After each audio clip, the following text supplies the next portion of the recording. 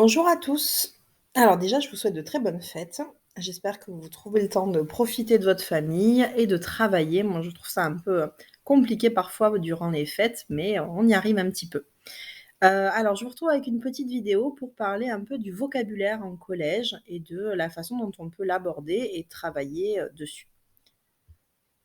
Alors, selon moi, il y a déjà 3 façons de, travailler le vocabulaire. La première, c'est le vocabulaire que l'on découvre lors des lectures. Donc en gros, j'ai appelé ça «lire pour apprendre», hein, c'est en lisant que l'on découvre de nouveaux mots.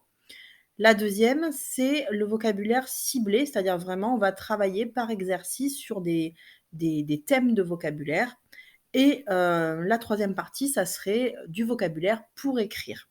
Donc il me semble que, ces 3 façons-là permettent d'avoir un rapport un peu complet, au travail du vocabulaire. Alors d'abord, on va parler un petit peu de lire pour apprendre. Donc, à chaque fois qu'on découvre un texte en classe, je prends toujours l'habitude à la fin de la lecture de demander aux élèves les mots inconnus, hein, donc ça permet un peu de brasser, les connaissances de chacun. Ça permet aussi de leur montrer que même si on ne connaît pas un mot, on peut comprendre, ce qu'il veut dire en s'aidant du contexte. Donc, par exemple, on reprend ensemble la phrase, on essaye de deviner le sens du mot, qu'ils ne connaissent pas. On peut s'aider aussi des mots de la même famille. Enfin bon, ça permet de solliciter pas mal de connaissances et surtout de savoir-faire. Parce que trop souvent, les élèves, quand ils sont seuls face à la lecture, vont vous dire: «Ben, en fait, j'ai rien compris au livre». C'est pas qu'ils ont rien compris, c'est juste qu'évidemment si, dès qu'il y a un mot inconnu, en fait, ils se bloquent et ils n'ont pas du tout le réflexe d'aller chercher dans le dictionnaire. Enfin, en tout cas, la plupart d'entre eux ne l'ont pas. Donc c'est important de leur donner aussi une certaine, autonomie par rapport aux mots inconnus. C'est pas parce qu'on connaît pas un mot qu'on peut pas comprendre le sens général de l'histoire ou de le passage que l'on vient de lire. Donc ça déjà, c'est la première chose. Ensuite, moi ce que je fais depuis quelques années et je trouve que ça marche pas mal, dans chaque séquence, je fais noter, certains mots de vocabulaire qui me semblent importants, sur lesquels moi je compte, m'appuyer en fait dans chaque, texte. Hem et je les numérote. Donc ils ont, par exemple, dans une séquence complète, ils peuvent avoir une vingtaine de mots, qui sont issus des textes qu'on a travaillés ensemble en classe. Donc ces mots-là, on les a vus, on les a expliqués et ensuite ils les notent sur une feuille, hein, qu'ils ont au tout début de leur classeur et cette feuille, ils vont la garder toute l'année et y ajouter du vocabulaire au fur et à mesure des séquences. En fin d'année, on arrive facilement à une centaine de mots. Je trouve que visuellement, ça leur montre déjà ce qu'ils ont appris et puis évidemment, ça nous permet de faire des va-et-vient et de revenir régulièrement sur cette fiche pour, reparler des mots qui sont dessus. Puisque l'objectif, bien sûr, c'est de les réutiliser. Si on se contente juste d'écrire la définition, bon, ben, ils l'auront, rapidement oublié. Mais, le fait de découvrir le mot dans le texte, de l'expliquer à l'oral, de l'écrire, et ensuite je l'exploite à la fin, je vous expliquerai de quelle façon, à la fin de la séquence, ça permet enfin, je trouve quand même qu'à la fin de l'année, je me rends compte que les élèves ont retenu pas mal de mots et ont appris du coup, ont emmagasiné du vocabulaire. Alors pour vous donner un exemple de réutilisation, ça peut être, bon, bah, ça peut être des petits contrôles de vocabulaire, hein, pur, hein, c'est-à-dire, 5 mots à connaître, à savoir, définir. Je le fais pas souvent, mais ça peut arriver. Ça peut être à l'oral des reprises de temps en temps, donc des petites interrogations orales. Ça peut être les reformuler dans des phrases et puis, moi, il y a un exercice que je systématise, tout le temps en fin de séquence parce que ça marche bien auprès des élèves. En fait, je bâtis des mots croisés à partir de ce vocabulaire et en fin de séquence, ça permet de faire un petit jeu de révision un peu de ce qu'on a vu dans la séquence. Pour le point numéro 2, donc travailler autour d'un thème précis, donc ça je le fais dans chaque séquence. Je vais prendre la thématique de ma séquence et je vais créer une fiche de vocabulaire où je vais m'appuyer sur le vocabulaire proposé dans le manuel si la séquence existe dans le manuel que vous avez. Donc pour donner un exemple, hein, si je travaille sur, l'île au trésor, je peux faire, une fiche de vocabulaire autour, soit de la piraterie, soit autour de la navigation, soit autour du voyage, soit autour, de l'île, tout court, hein, juste de l'île.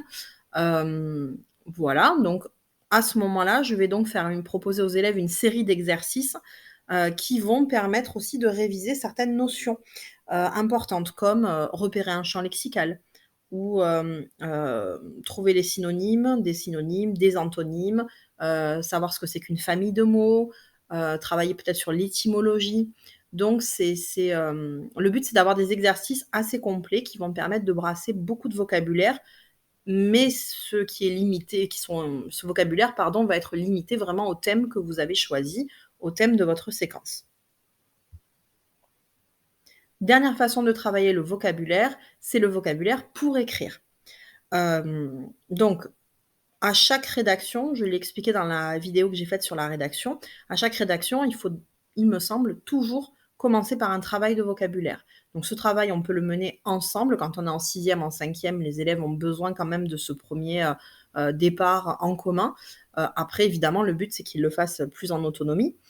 Donc l'idée, c'est, simplement, je vous donne un exemple, je donne un travail de rédaction, d'écrire, une île, découverte par un explorateur. Je sais qu'il va me falloir le champ lexical de la nature. Donc on va lister tous ensemble, hein, tous les mots qui vont renvoyer, à la nature. Ça peut être, si je veux que cette île, elle soit magnifique, paradisiaque, on va lister tout un panel d'adjectifs, mélioratifs. Si par contre, au contraire, je veux que ça soit une île plutôt dangereuse, effrayante, pareil, là, ce sera plutôt des adjectifs péjoratifs. Donc l'idée, c'est vraiment de faire une recherche de vocabulaire. Évidemment qu'ils vont pouvoir puiser dans tout ce qu'on a fait avant dans la séquence, parce que souvent ma rédaction, je la propose après avoir fait le travail, de vocabulaire, le numéro 2 finalement, c'est-à-dire la fiche de vocabulaire ciblée. Hem Et puis ils peuvent aussi puiser si par exemple on a étudié un texte avec des adjectifs qui peuvent nous intéresser, on va les réutiliser. Enfin, ce qui est important aussi lors de l'écriture, donc je leur fais toujours faire un brouillon et ensuite au moment de passer à l'écrit, on fait le point sur les mots qu'ils ont utilisés et je leur dis de toujours se poser la question: «Est-ce qu'il n'y a pas un mot plus précis ou un synonyme plus soutenu qu'on pourrait utiliser?» Un exemple, en sixième, ils ont systématiquement le mot moche qui leur vient à l'esprit. Donc moche, on essaye de trouver autre chose. Il y a des mots même que j'interdis, par exemple, juste beau, belle, moche. Tous ces mots-là, non, c'est maintenant à partir de la sixième, on est censé pouvoir trouver, magnifique, répugnant, effrayant, voilà, donc on va sans cesse retravailler un petit peu ce vocabulaire. Donc si je résume, quand on travaille le vocabulaire en collège, il me semble que l'essentiel, c'est de l'utiliser ce vocabulaire, de montrer aux élèves qu'ils peuvent l'utiliser aussi, de le répéter souvent, de revenir dessus ou de dire: «Tiens, ce mot, on l'a croisé dans telle séquence, à telle occasion», de leur faire, réentendre le mot et puis bien sûr de réexploiter constamment. Si on se contente juste d'écrire un mot de vocabulaire sans plus, c'est évident que l'élève ne le retiendra pas. Donc voilà, il me semble qu'il faut de toute façon, en collège, il faut tout le temps être dans la répétition, réexploiter et cetera. Voilà, c'était, une vidéo, un peu courte, hein, mais voilà, il me semblait important de parler un peu de vocabulaire. Je vous remercie de m'avoir écoutée. Juste parce que je viens d'y penser, par exemple, moi je vous avais dit que j'utilisais un classeur. Dans mon classeur, le travail sur le vocabulaire, il est mêlé à l'écriture et à la lecture puisqu'évidemment pour moi le vocabulaire, il est lié aux 2, à ces 2 pôles.